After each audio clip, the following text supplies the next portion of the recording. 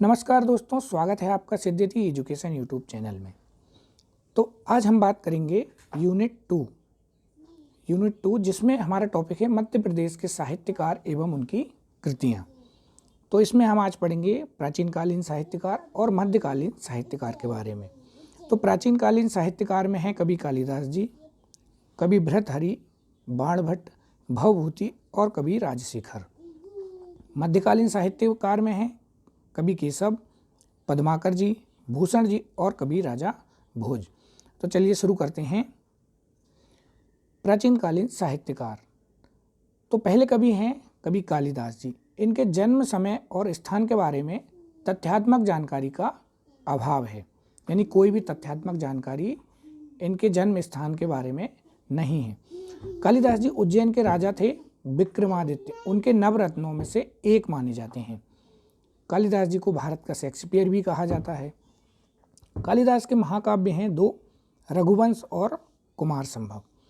तो जो रघुवंश हैं इसमें महाराजा दिलीप से लेके रघुवंश के अन्य राजाओं का सुंदर वर्णन किया है रघुवंश महाकाव्य में, और जो कुमार संभव है इसमें शिव की कथा का वर्णन कालिदास जी ने किया है।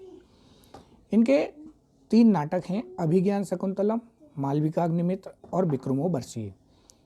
तो जो अभिज्ञान शकुंतलम है इसमें यह इनका प्रसिद्ध नाटक है कालिदास जी का, जिसमें उन्होंने दुष्यंत और शकुंतला की प्रेम कहानी का वर्णन किया है। इसके बाद है मालविकाग्निमित्र। इसमें मालविका और अग्निमित्र की कहानी है और यह शुंग वंश की जानकारी इस नाटक से प्राप्त होती है। तीसरा है इनका विक्रमोर्वशीय, जिसमें मृत्युलोक के राजा थे पुरूरवा और देवलोक की अप्सरा थी उर्वशी, उनकी कहानी का वर्णन इसमें मिलता है। 2 खंड काव्य हैं इनके, ऋतु संहार और मेघदूत।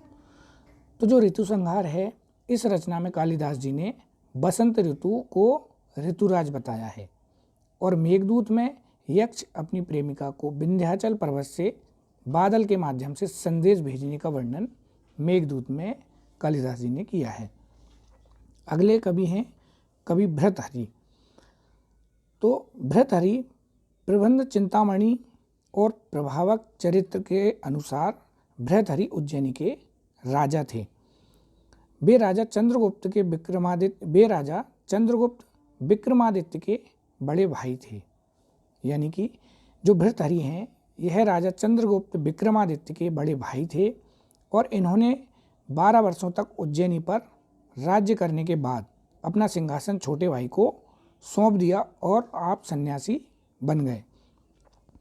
उन्होंने गुरु गोरखनाथ जी से दीक्षा ली और उत्तर प्रदेश के चुनार में साधना की, और राजस्थान के सरिस्का में उन्होंने समाधि ली।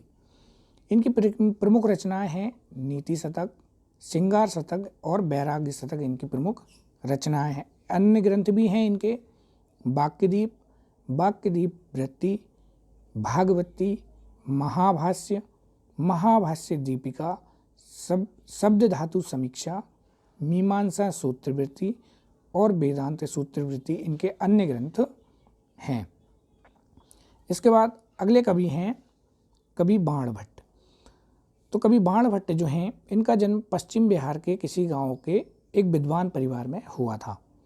हर्षवर्धन बाणभट्ट की प्रतिभा से प्रभावित होकर उनको अपना राज्य कवि बनाया, यानी हर्षवर्धन ने कवि बाणभट्ट को अपना राजकवि बनाया। हर्षवर्धन ने उन्हें चक्रवर्ती की उपाधि दी, यानी बाणभट्ट को हर्षवर्धन ने कवि चक्रवर्ती की उपाधि प्रदान की।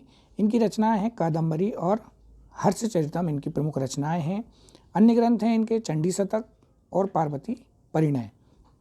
इसके बाद अगले कवि है भवभूति। तो भवभूति जो हैं ये पदमपुर के निवासी थे। दार्शनिकों के मध्य अम्बेक नाम से प्रसिद्ध भवभूति कन्नौज शासक यशोवर्मन के दरबार के प्रतिष्ठ विद्वान थे। यानी कि जो कवि भवभूति हैं यह दार्शनिकों के मध्य में अम्बेक नाम से प्रसिद्ध थे, और कन्नौज का शासक था यशोवर्मन, उसके दरबार में एक प्रतिष्ठ विद्वान थे। भवभूति जी भारतीय मिल्टन के नाम से भी प्रसिद्ध थे, और इनका वास्तविक नाम था श्रीकंठ। इनकी रचनाएं हैं मालती माधव, उत्तर रामचरित और महावीर चरित्र इनकी प्रमुख रचनाएं हैं। अगले हैं राजशेखर। तो जो कवि हैं राजशेखर, यह त्रिपुरी के कलचुरी वंश के महान युवराज थे देव प्रथम। ये एक साहित्य के आश्रयदाता थे जिनके दरबार में संस्कृत के प्रसिद्ध नाटककार राजशेखर रहते थे। इनकी रचनाएं हैं काव्य मीमांसा, कर्पूर मंजरी। ये कलचुरी वंश का इसमें वर्णन मिलता है। इसके बाद है बाल रामायण और बाल भारत, इनकी प्रमुख रचनाएं हैं।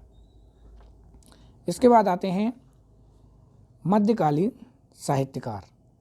तो जो मध्यकालीन साहित्यकार हैं इसमें हैं केशव दास। केशव दास को मुगल बादशाह जहांगीर का संरक्षण प्राप्त था।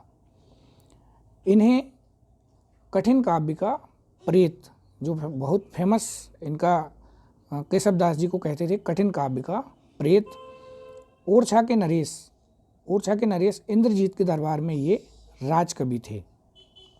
इन्होंने श्रृंगार रस में अधिक रचनाएं लिखी हैं। प्रमुख रचनाएं हैं कवि प्रिया, रसिक प्रिया, विज्ञान गीता, रामचंद्रिका व रत्नबावणी और नक्शिक वर्णन इनकी प्रमुख रचनाएं हैं। अगले कवि हैं कवि पद्माकर। इनका जन्म सागर मध्य प्रदेश में 1753 में हुआ था। इनका मूल नाम था प्यारेलाल।